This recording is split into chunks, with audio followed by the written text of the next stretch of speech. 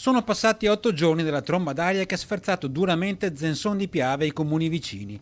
Lungo le strade e sui campi le ferite sono ancora evidenti, tronchi segati ed ammassati, alberi caduti non ancora rimossi, ma i danni maggiori sono nell'agricoltura. Grandine e vento hanno compromesso e in alcuni casi azzerato i raccolti. Piangono mais, soia e soprattutto i vigneti. Danni tra i 500 e i 700 mila euro, secondo una prima parziale stima. Abbiamo una quindicina di aziende agricole che hanno praticamente fatto le perizie di stima per i danni. Circa il 30% in termini di area territoriale di territorio comunale colpito. Oggi sopralluogo dell'assessore regionale all'agricoltura Giuseppe Pan, che ha visitato le zone colpite e incontrato in municipio gli agricoltori, assieme ad un dirigente di Avepa, Agenzia Veneta per i pagamenti in agricoltura, perché dopo la firma del decreto di emergenza inizia la complicata fase fatta di denunce, stime e perizie per ottenere i rimborsi. Noi dobbiamo e gestiamo soldi pubblici e quindi dobbiamo giustificare naturalmente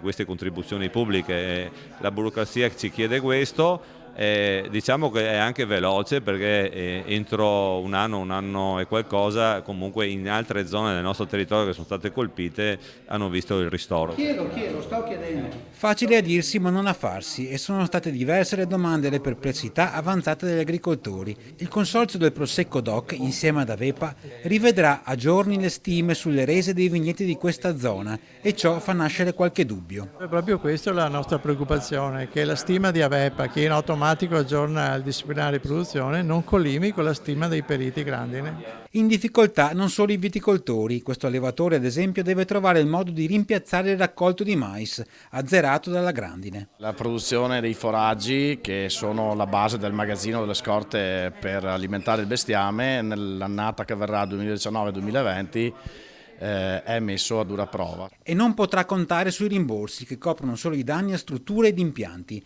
Per i danni alla produzione in campo bisogna invece avere un'assicurazione in proprio, che spesso però risulta troppo onerosa a fronte della scarsa redditività del mais. Lascia un po' quell'amaro in bocca, ma siamo abituati ad avere le maniche tirate su, continueremo a lavorare a testa bassa. Come testimonia questo vigneto, mitragliato dalla grandine e piegato dal vento, ma di nuovo in piedi, con i nuovi pali in metallo più flessibili al vento rispetto a quelli in cemento e pronti a sostenere le uve del prossimo anno.